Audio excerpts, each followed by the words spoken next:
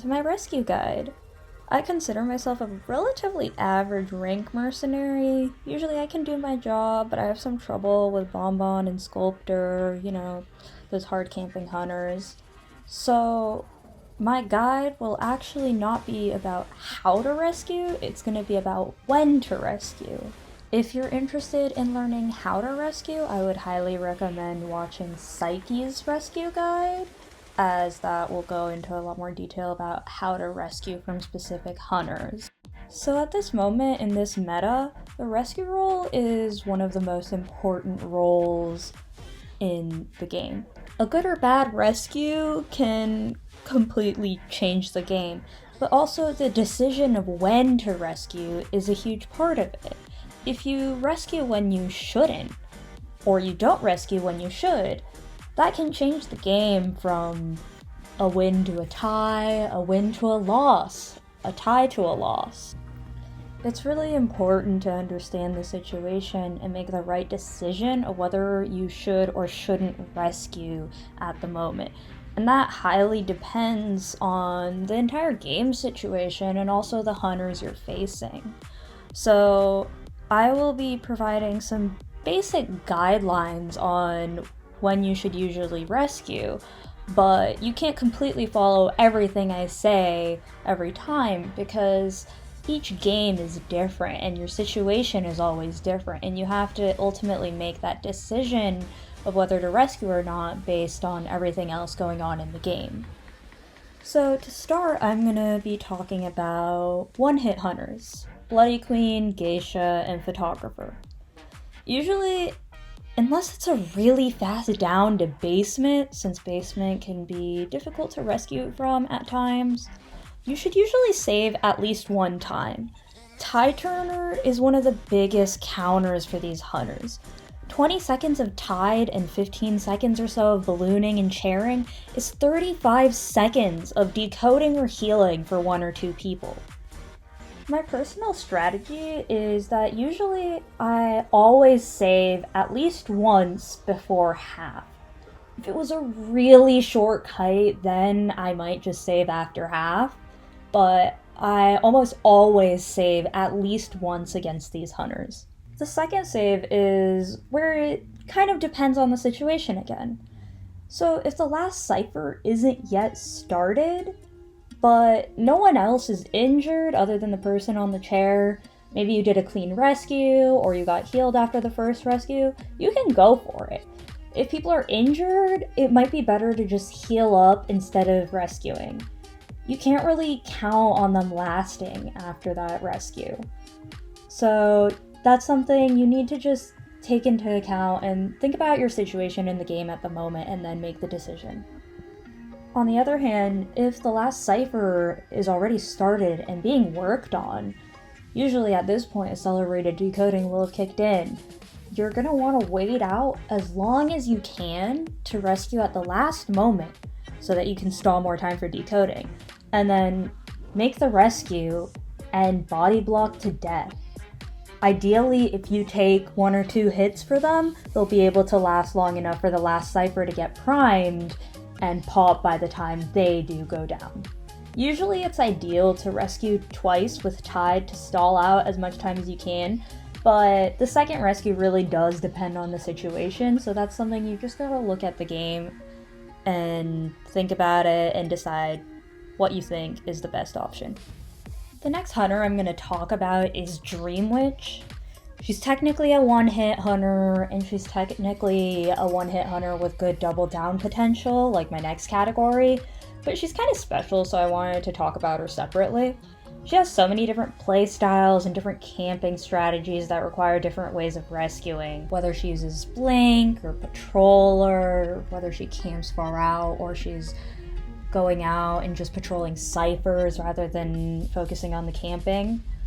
I usually go by the same rules as for typical one-hit hunters, but I will usually go for a first save no matter what, simply because Dream Witch is such a powerful hunter with so much map pressure and control that if you let someone die too early into the game, you're just not going to have a chance with her.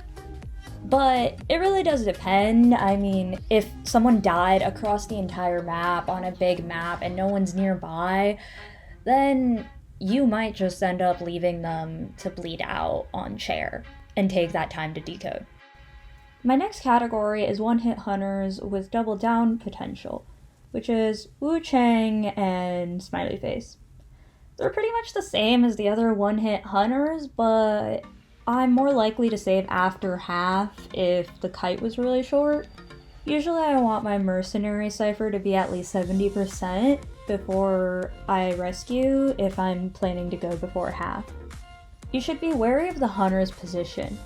Don't go if you're really far away and under wanted order. If it was a good kite, then just let another person go. Usually most team comps will be running double rescue at this time, so just try to be aware of your situation. Don't go for too risky of a rescue because these hunters, as I said, do have good double down potential.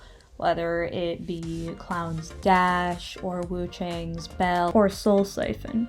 Now this next category, the hunters are typically one-hit hunters, or more of 1.5 in a way, but a one-time double hit is possible, aka Gamekeeper and Soul Weaver. You need to be careful. Keep track of the hits and the presents. If they're set up for a double web or a double hook, you should only go for the rescue if you have a way to counter it. Spider's usually a little easier to deal with since you have a chance to dodge both webs, but for Gamekeeper, if he lands the first hook, there's pretty much no way to dodge the second hook. So unless you have a flare gun to just shoot after one of the hooks, or a perfume, anything else that can counter it or dodge it, you shouldn't really go for that rescue as it's really risky. There's no need to put the entire game in danger because of one rescue. It's better to tie than to lose. Next are the double hit hunters that are relatively avoidable still. Ripper, Disciple, Evil Reptilian, and Axe Boy. Usually it's good to save after a decent kite, but if the kite wasn't very good, it's okay to just let them sit on chair and not rescue. It's not always worth it to risk the double hit. You need to be careful and just be aware of the hunter and their camping. Don't go for something too risky if it's not worth it. Now come the hunters that people usually start having more questions about. First is presence hard camping hunters. Feaster, Violinist, and Sculptor. These are hunters that you don't want to feed presence to. If a kite was bad, it's usually not worth it to save at all. They're much more likely to stuff a rescue or double down than the previous hunters that I talked about. A good almost 3 cipher or solid 3 cipher kite should still get saved, but a bad kite should just be left to sit. Usually you don't want to do second saves against these hunters if you don't have Tide, unless the last cipher is primed. Although you can usually get the save, it'll often end in a double down or just a farm. Mad Eyes is kind of a special case. He can have really hard camping, but he's definitely not impossible to save off of. If you save at the right time, he's not even that risky to save off of. Usually you just want to follow the same rules as with typical one-hit hunters, but only as long as you're there to rescue immediately. If you're not at the chair, basically when the person is getting chaired, you might as well leave. You're not going to get the save most of the time. If you're across the map when they go down, just let them sit. There's nothing you can do.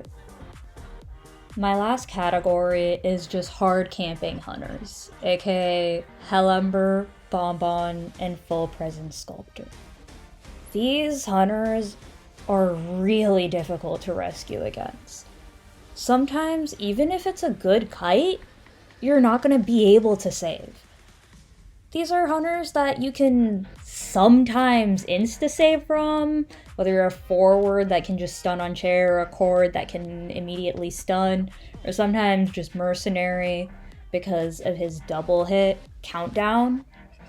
But most of the time, if you're not confident in not getting stuffed, don't go for the rescue. If it wasn't a 3 cipher kite, don't go for the rescue. If the last cipher is not primed or almost primed, don't go for a second rescue. These hunters can completely change the game exclusively with their camping. It's not worth it.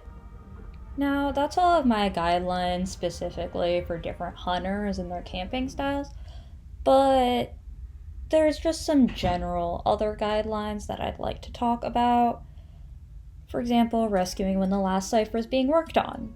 You need to look at your situation. If it's the person's first time on chair, but the cipher is not going to be primed in time for you to save before half, it's okay to not save before half and wait for the cipher to be primed in time for you to rescue. If the cipher's primed when you go to rescue, they should be able to kite after it pops long enough for you to be able to open the gates and get out. I also previously mentioned wanted order. That might be a reason that you don't go for a rescue that you usually would go for. If wanted order gives the hunter potential to stuff you or get a double down on you, send someone else for the rescue or don't go. You should only go for a rescue that you're pretty confident in doing. And another very important thing, when you decide not to rescue, you have to still keep up pressure for the rescue. If there's no threat to the chair, if the hunter doesn't have tinnitus, so they're not scared that someone's going to go rescue, they will leave the chair and just start chasing someone else or pressuring ciphers. As a result, usually if you're close enough, you want to just hide somewhere out of sight and give tinnitus so that the hunter feels forced to stay at the chair. And then if they give you an opportunity to do a free rescue, you should go for it. Take that rescue. You should always go for a rescue that's just freely given to you. These guidelines are pretty general rank guidelines where you just don't want to lose, but you're trying to gain as many points as you can. When you're preparing for a save, you have to set your goal out for the game. Are you trying to win, tie, 4-man, or get 4-man? It all depends on that. My guidelines help try to maximize points gained in rank, but in other situations, such as tournament, you may have to play differently. When in doubt, who's on chair? Can they kite and get away? A priestess with portals, enchantress with stuns, or lack thereof? If you get stuffed, will you be able to tie? Situational things, like maybe someone got down fast, but they're near a bunch of ciphers and you can't decode. Sometimes you have to rescue just to have a chance. If the next kite after a fast down will also die quickly, sometimes it's better to just risk the rescue because whether you get stuffed or do not rescue, it's still going to be a loss. Ultimately, it's very situational. You have to be aware of what's going on and make the decision. Consider the hunter you're playing against, what they're like with more presence, how far the ciphers are, how are your own abilities, and your own confidence. Take all of these into account when you're thinking about if you should go for a rescue. And that's it for my when to rescue guide. I hope you guys enjoyed and hope you learned something from this. If you did, if there's anything else you want to know about or see from me, let me know in the comments. And thanks for watching. I hope to see you in the next video. Bye bye!